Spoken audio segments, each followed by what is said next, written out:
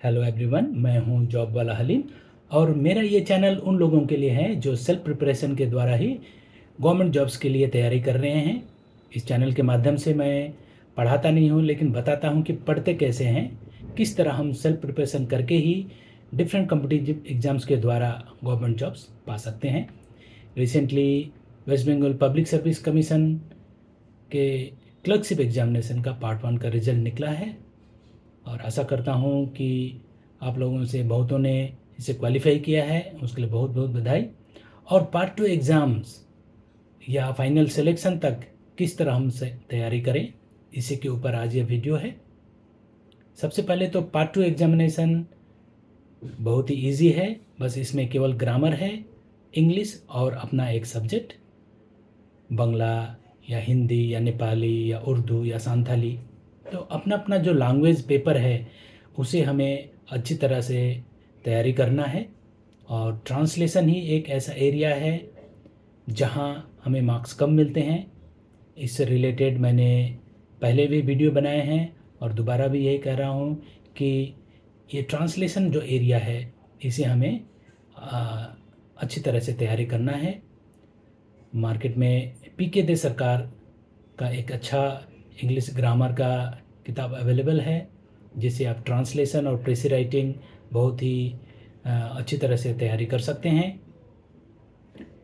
इसके साथ साथ आप कंप्यूटर टाइपिंग का प्रैक्टिस भी अभी से ही जारी रखें। सप्ताह में 1 या 2 दिन आप कंप्यूटर टाइपिंग ज़रूर प्रैक्टिस करें।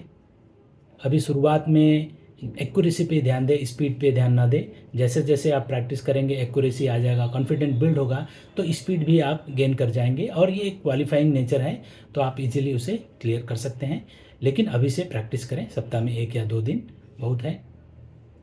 और जो मेन एग्ज़ाम है उसमें ग्रामर, और ग्रामर में ये ट्रांसलेशन और प्रेसी राइटिंग, ये ही एक एरिया है जिसमें ज़्यादातर गलतियां होते हैं या मार्क्स कम मिलते हैं। तो इसके लिए हमें अच्छी तरह से तैयारी करना पड़ेगा। मैंने अपने पुराने वीडियोस में भी इसके बारे में बताया है कि ट्रांसलेशन में हमें टेंस का नॉलेज क्लियर होना चाहिए। टेंस में जो सिंपल पास्ट टेंस है और प्रेजेंट परफेक्ट टेंस है, ये एक ऐसा एरिया है जहाँ ज़्यादातर हम कंफ्यूज हो जाते हैं और वहाँ गलतियाँ कर बैठते हैं। या प्रेजेंट परफेक्ट कंटिन्यूअस टेंस है और जो प्रेजेंट कंटिन्यूअस टेंस है इसमें भी गलतियाँ होती हैं। तो इस पे हमें ज़्यादातर फोकस करना पड़ेगा, अच्छी तरह से प्रैक्टिस करना पड़ेगा। रिसेंट टाइम में जैसे क्लाउड बर्स्ट के बहुत सारे घटनाएं सामने आई, तो अगर हम इसे इंग्लिश में कहना चाहें तो हम कैसे कहेंगे कि in recent time we have been witnessing several incidents of cloud burst. तो ये एक प्रेजेंट परफेक्ट कंटिन्यूअस टेंस है, वी हैव बीन विटनेसिंग। ठीक है। कभी कभी जैसे अगर सुबह से ही बारिश हो रही है, इसे हम ज़्यादातर सिली मिस्टेक कर जाते हैं, कहते हैं कि it is raining since morning. लेकिन ये it is raining since morning है, it has been raining since morning, ऐसा आएगा। उसी तरह जैसे अभी पीएससी क्लर्कशिप का ये पार्ट 1 का रिजल्ट डिक्लेयर हुआ है, तो ये पास्ट टेंस नहीं है, ये प्रेजेंट परफेक्ट टेंस है।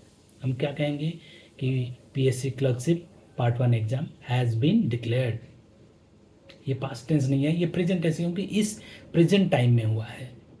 तो ये जो सिंपल पास्ट टेंस और प्रेजेंट परफेक्ट टेंस, इसका जो कंफ्यूजिंग जो सिली मिस्टेक्स होता है, उसको सपोज़ मैं एक एग्जांपल से बताऊं कि मान लीजिए सुबह मैं बाज़ार गया था।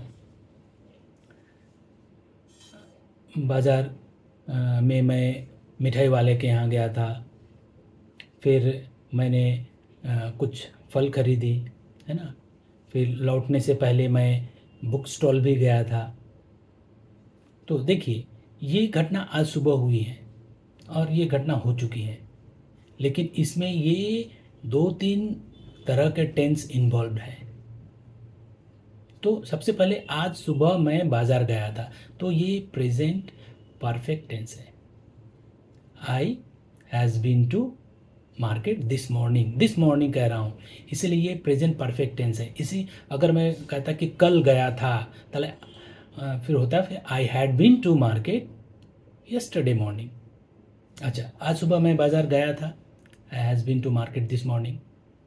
अब मैंने कहा कि मैं बुक स्टोर गया था, तो I went to book store. देखिए ये simple past tense, I went to book store, then I went to fruit shop. अब आने से पहले मैं दवा के दुकान भी गया था, तब मैं बोलूँगा I had been to medical shop before returning. तब देखिए ये पास्ट टेंस हो जाता है। आई हैड बीन टू मतलब पास्ट टेंस, और पास्ट टेंस में भी पास्ट परफेक्ट टेंस। क्यों? क्योंकि वहाँ एक टाइम लिमिट है, माने आने से पहले मैं दवा के दुकान भी गया था, दवा लेने भी गया था। चलो हम इसको बोलेंगे I had been to medical shop before returning. तो देखिए इसमें सिंपल प्रेजेंट टेंस भी है, सिंपल पास्ट टेंस भी है, पास्ट परफेक्ट टेंस भी है, तो हमें वो डिफरेंस समझना पड़ेगा। तो ये जो ट्रांसलेशन के समय है, हमें इस इशू को, इस कॉन्सेप्ट को क्लियर करना पड़ेगा कि कोई भी जो सेंटेंस दिया हुआ है या जो घटना दिया गया है वो पहले तो किस टेंस में है ये जानना पड़ेगा। प्रेजेंट टेंस है ना, पास्ट टेंस है ना, फ्यूचर है।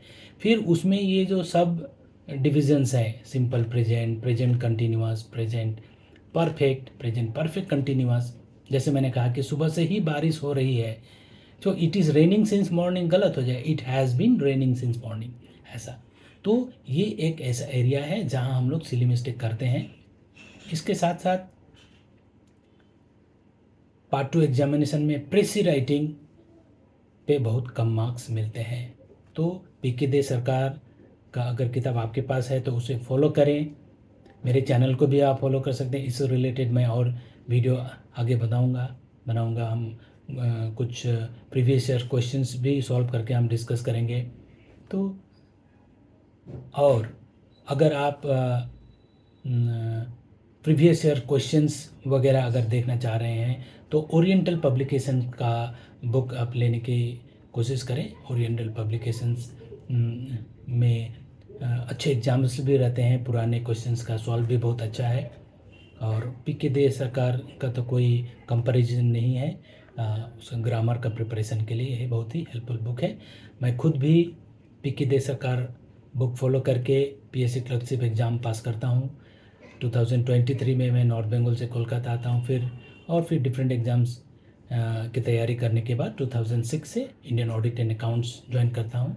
आज मैं एक ग्रुप ए गैजेटेड ऑफिसर हूँ, और 97 के बाद से ही मैं पढ़ाता आया हूँ। तो अपने एक्सपीरियंस के बेसिस पे ही ये बातें आप लोगों को बता रहा हूँ, और आगे भी अपना जो एक्सपीरियंस है आप लोगों से शेयर करता रहूँगा।